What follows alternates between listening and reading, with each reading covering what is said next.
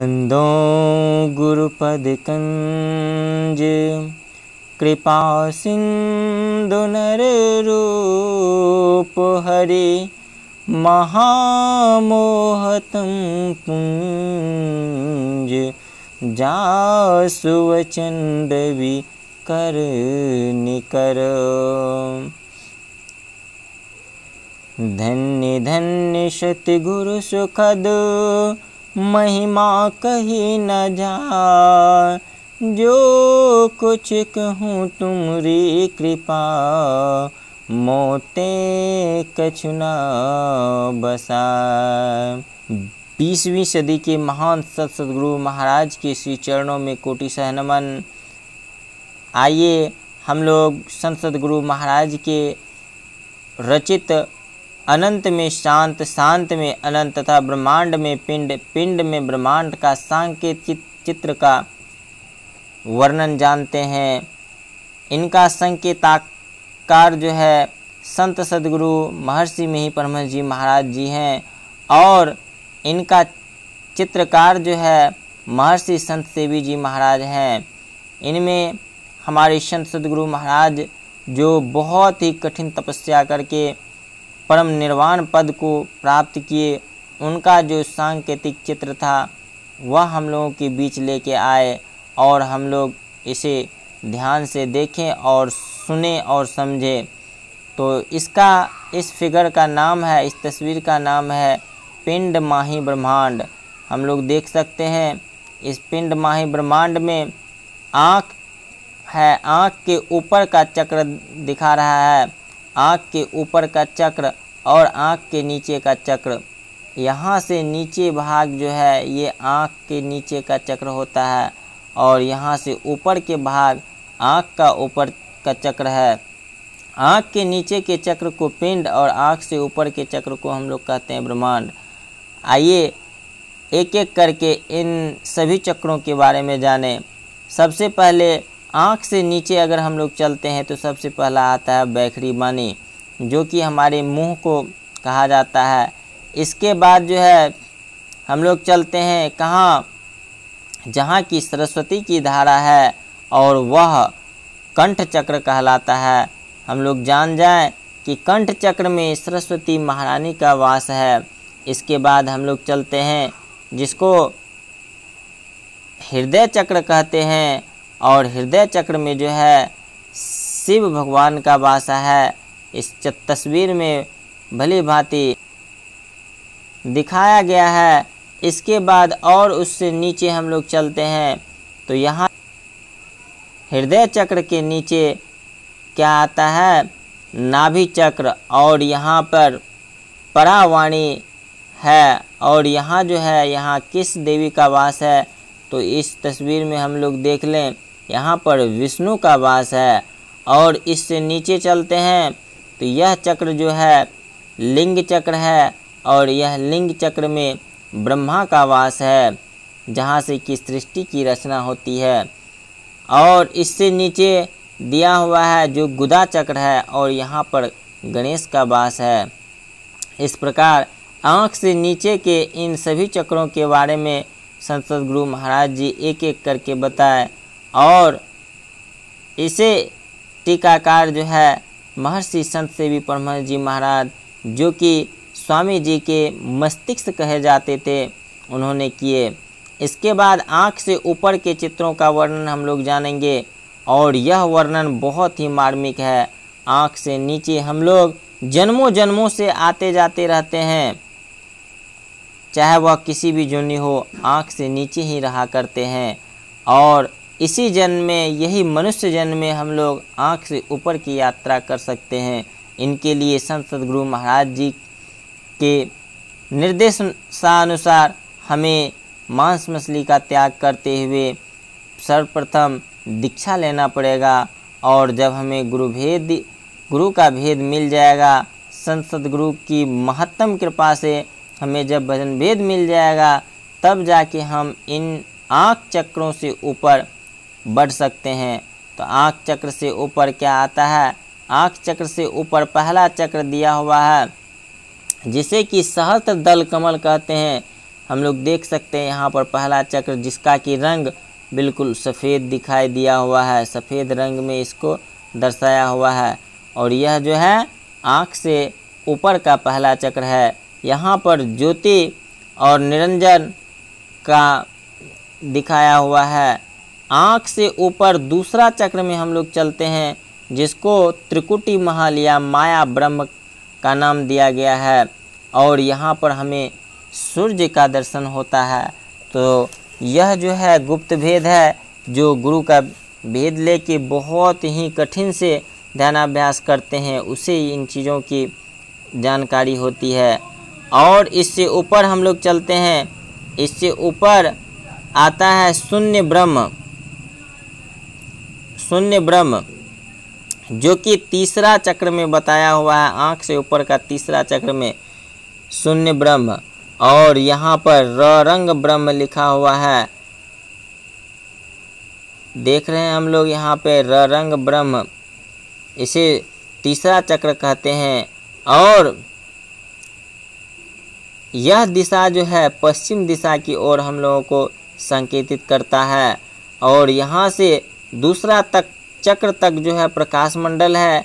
और इससे आगे दो चक्र, तीसरा और चौथा जरात्मक मंडल है। और इससे ऊपर हम लोग चलते हैं कहाँ, महाशून्य मंडल में। ये जो है आँख से ऊपर का चौथा चक्र है जिसका नाम हम लोग जान जाएं, जिसका नाम है महाशून्य। यहाँ तक जो है महाशून्य इसका नाम है। और इसका रंग जो है पीला है। चौथा चक्र का रंग कैसा है, पीला है। इससे आगे हम लोग चलते हैं पांचवें चक्र में। पांचवें चक्र का नाम दिए भंवर गुफा, जहाँ की सोहम ब्रह्म का निवास है। और इसका रंग जो है हल्का पीला करके है, इसको हम लोग क्रीम कलर बोल सकते हैं। और यहाँ साम्यावस्था धारणी मूल प्रकृति जनात्मक मंडल दर्शाया हुआ है। और संत सद्गुरु महाराज का बहुत ही विशेष कृपा होता है, तब जाके हम लोग इन चक्रों में पहुंच सकते हैं, अन्यथा बहुत ही कठिन है, नामुमकिन तो नहीं है। अगर हम लोग बहुत कठिन मेहनत करेंगे तो अवश्य गुरु महाराज का कृपा होगी और तब जाके हम लोग यहाँ तक पहुँच सकते हैं। ऐसे थे हमारे संत सद्गुरु महाराज, जो कि उनके बारे में जो भी कहें सब ओछा हो जाएगा, थोड़ा हो जाएगा। उन्होंने कठिन तपस्या 18 माह तक किए, कूपों में रहकर अपने शरीर को ना देखे।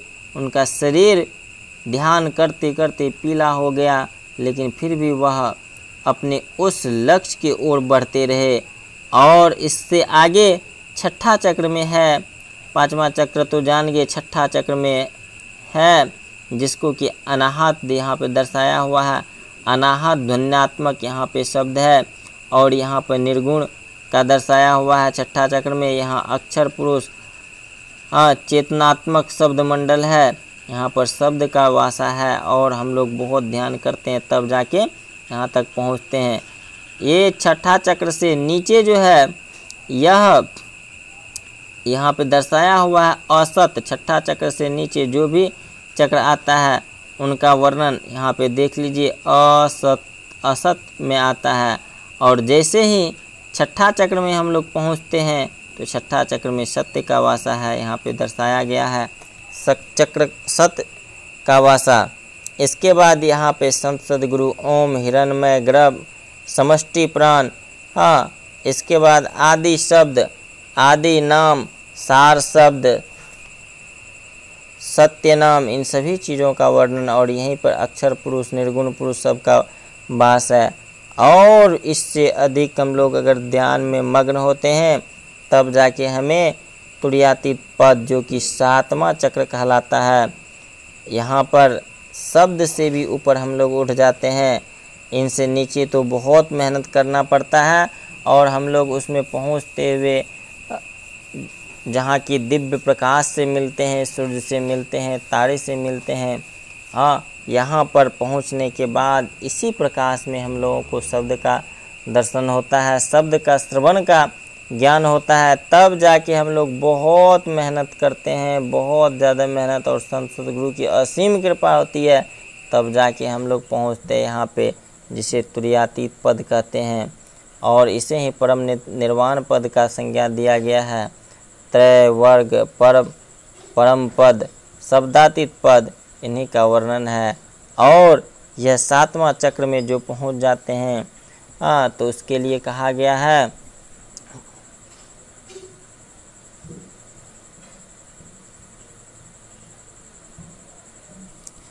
संत सद्गुरु महाराज की वाणी में आई है, मोहि तो ही इतने हूँ भेद हो साहब, यही भेद भव दुख मूल हो।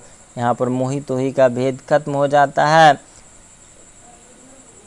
यहीं पर आत्मा परमात्मा से मिल जाते हैं, और यहीं पर शब्द का दर्शन होते हुए हम लोग निशब्द में चले जाते हैं। जब यहाँ पर पहुँच जाते हैं तब कहा जाता है, इसके बाएं साइड में दिखाया गया है, देहा अस्था सर्व विद्याश्च, यहाँ पे दिखाया हुआ है बाएं साइड में, देख लीजिए, देहा अस्था सर्व विद्याश्च, देहा अस्था सर्व देवता, देहा अस्था सर्व तीर्थानि गुरु वाक्येन लभ्यते। यहाँ पर पहुँचने के बाद हमारे शरीर में सभी देवता का जो वास है, सभी चीज़ों का प्राप्ति हो जाता है, और गुरु वाक्य के अनुसार चलने पर इन सभी चीज़ों की प्राप्ति होती है। इसका दूसरा तस्वीर इस तरह से है, यह देख सकते हैं हम लोग, ये बहुत ही पुराना चित्र है, और यह नया चित्र है जो कि और ही सुनहला बना करके हम लोगों के बीच लाए हैं। तो आज हम लोग पिंड माही ब्रह्मांड के बारे में यथा शब्द जाने। तो अगर हम लोगों को पूछा जाए कि आँख से नीचे कितने चक्र हैं, तो हम लोग बता सकते हैं कि आँख से नीचे 6 चक्र हैं, और अगर पूछा जाए आँख से ऊपर कितने चक्र हैं, तो आँख से ऊपर हम लोग यहाँ पे जाने 7 चक्र है। और हमारे संत सद्गुरु महर्षि मिहि परमहंस जी महाराज का यह पिंड माही ब्रह्मांड ताहि पार पद तेहि लखा, तुलसी तेहि के लार खोली तीन पट निभिनी भई। तुलसी साहब फिर कह रहे हैं, बूंद समानी समुद्र में यह जाने सबको, समुद्र समाना बूंद में बूझे बिरला को। फिर दिया यान यान ही प्रोक्तानी पंच पद में फला। और यह जितने भी चक्र इसका वर्णन इसमें दिया गया है, इन सभी चक्रों से ऊपर होते हुए ही हम उस परम तत्व को प्राप्त कर सकते हैं।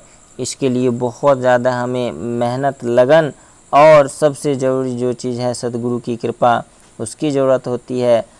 सद्गुरु की कृपा बिना कुछ भी नहीं हुआ है। इसीलिए इस संत सद्गुरु महाराज जी की एक रचना में आया है, बिना गुरु की कृपा पाए नहीं जीवन उधारा है। बिना संत सद्गुरु की कृपा के हम लोग इसे प्राप्त नहीं कर सकते, और बहुत ही जब हम लोग मेहनत करते हैं तब जाके उनका कृपा होता है, तभी हम लोग इसे प्राप्त कर पाते हैं। तो अगर आप लोगों को इनसे थोड़ी भी सीख मिली है, तो आप लोग इस वीडियो को अधिक से अधिक शेयर करें, और इसमें जो भी थोड़ा बहुत गलती हुआ हो उसे क्षमा करें, और इससे